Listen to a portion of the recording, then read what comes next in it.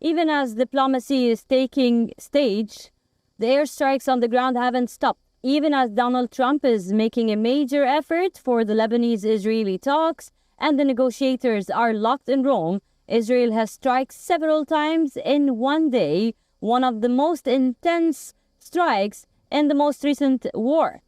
We tell you more.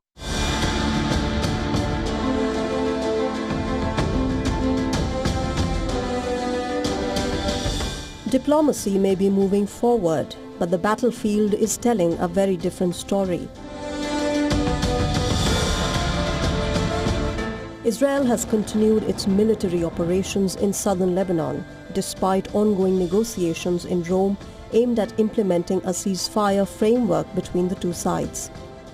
The latest escalation began when an Israeli airstrike hit the roof of a cemetery prayer hall in the southern town of Tibnin. Lebanon's health ministry said one person was killed while 12 others were injured.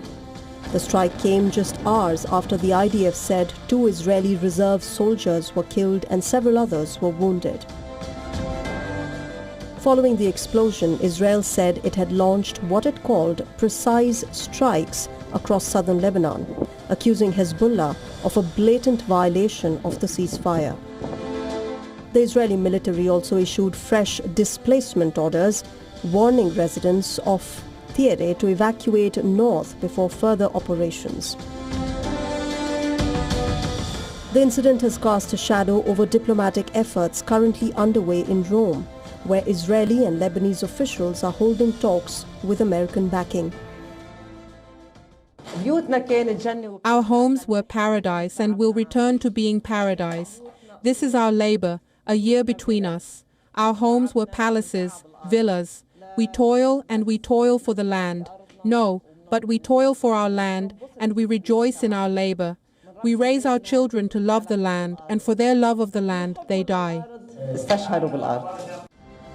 While US President Donald Trump is hopeful of a deal between Israel and Lebanon, the Israeli Prime Minister Benjamin Netanyahu seems to be derailing the peace efforts.